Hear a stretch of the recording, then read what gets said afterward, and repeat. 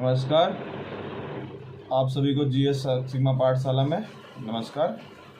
जो कि आज का टॉपिक जो कि हमारा है पूर्व मध्यकाल और राजपूत काल और सामंतवाद, जो कि 750 एडी से 1200 एडी तक चला, जिसमें कि मालवा जो कि परमार, कन्नौज गढ़वाल, अजमेर चौहान, दिल्ली तोमर वंश, बुंदेलखंड चंदेल वंश, जो कि जिसमें कि अब क्वेश्चन आता है कि राजपूत काल में राजपूत कौन थे, जिनकी उत्पत्ति कहाँ से हुई, विदेशी विवाद कहाँ से, तो इसके बारे में हम लोग पढ़ेंगे।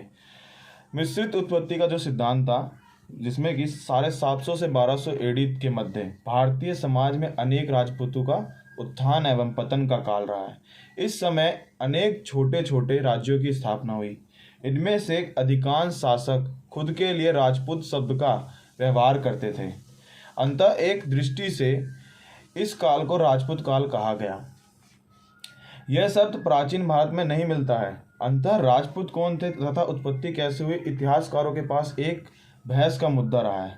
इस संदर्भ में कई मत दिए गए, जैसे कि विदेशी उत्पत्ति का सिद्धांत, जिसमें कर्नल टार्ड दिया थे और स्मिथ और कनिंगम दिए थे। दशरथ शर्मा, विशंबर पाठक, जो कि ब्राह्मणों से उत्पत्ति हुई है, राजपूत को कहा। अग्निकुंड का सिद्धांत, जो कि चंद्रवट दाई, जो कि पृथ्वीराज राजों में है, अग्निकुंड का सिद्धांत, जिसमें क्या आता है, अग्निकुंड जो कि माउंट आबू पर्वत पे अग्निकुंड है। वशिष्ठ युग जो, ठीक है, अग्निकुंड में जो कि परमार, प्रतिहार, चालुक्य जो कि सोलंकी और चौहान जो कि अग्निकुंड के साक्ष्य से निकले। मान्यता है कि राजपूत वंश की उत्पत्ति भारतीय समाज की विविध जातियों और जनजातियों के साथ उन विदेशी आक्रमणों से हुई है जो भारतीय संस्कृति या परंपरा में रच बस गए हैं। प्रशासनिक व्यवस्था राजपूत काल में कैसी थी? सामंती संरचना, जो उसमें हम बात करेंगे। सामंत जो कि भूस्वामी थे, प्रशासनिक दायित्व होता था। स्वामी की अधीनता को स्वीकार किया जाता था। स्वामी को सैन्य सहायता दिया जाता था। पुत्री की शादी भी अपने स्वामी से करता है। भूमि अनुदान, जो कि भूस्वामी द्वारा। राज्य अधिकारी वेतन की जगह भूमि मिलना। हुन आक्रमण इनके काल में हुआ। सकारात्मक इसके परिणाम प्रशासनिक व्यवस्था, कृषि भूमि का विस्तार होना, राज्य के दूरस्थ पर निरंतर शांति स्थापित में सामंतों नृत्यों संगति को प्रोत्साहित किया गया। अब इसके नकारात्मक परिणाम, प्रजा और राजा में दूरी होना, संबंध समाप्त हो गए। वाणिज्य व्यापारी का हस्तोत्साहित किया, जिससे नगरों को ह्रास हुआ। किसानों का शोषण हुआ, जिससे कृषि में हानि हुई। राजपूत काल और पूर्व मध्य काल में समाज कैसी थी? इसमें उस समय जातियों की संरचना में वृद्धि हुई। छुआछूत चरम अवस्था में था। वैश्यों की सामाजिक आर्थिक स्थिति में गिरावट आई। शूद्रों की स्थिति में सुधार हुआ। स्त्रियों की दशा में गिरावट आई।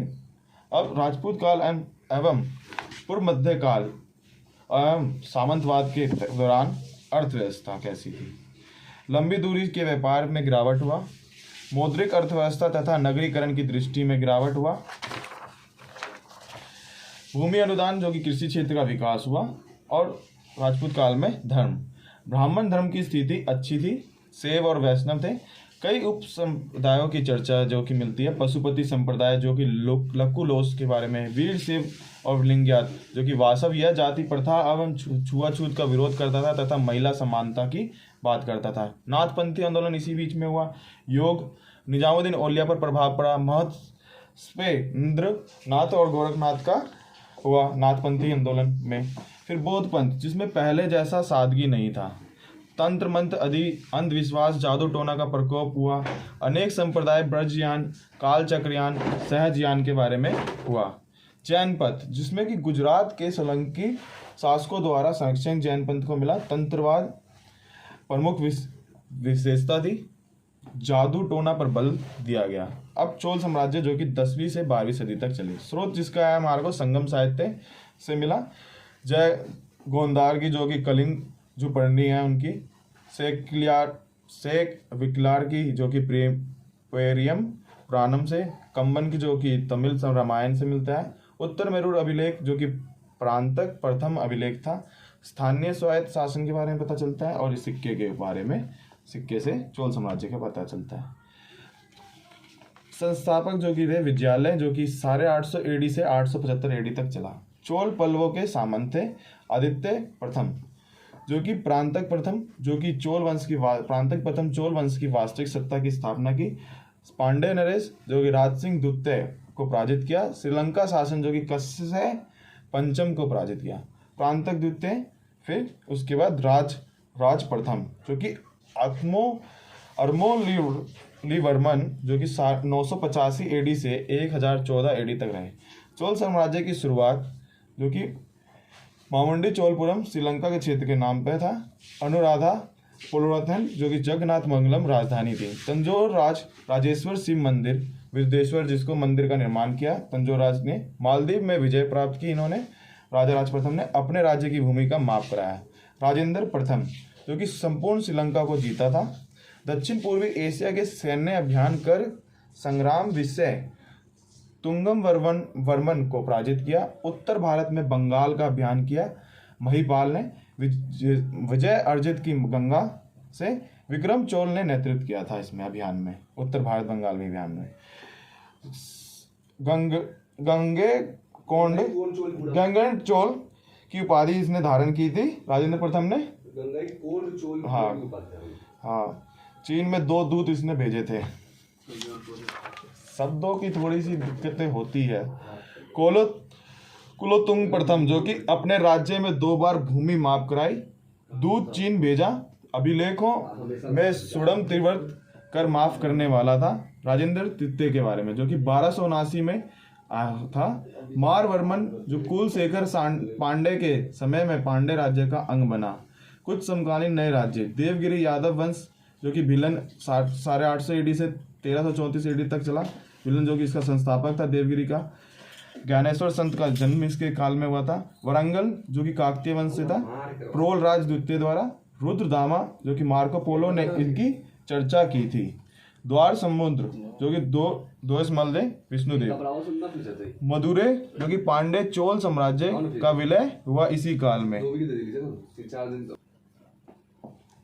जो कि चोल प्रशासन जो कि प्रबल केंद्रीकरण था इसमें। चोल प्रशासन में स्थानीय स्वायत्तता थी। शासन का जो स्वरूप था राजतंत्रात्मक था। राजा अपने जीवन में युवराज का चयन करता था। चोल राजाओं की मूर्तियां मंदिरों में स्थापित किया जाता था। अधिकारी की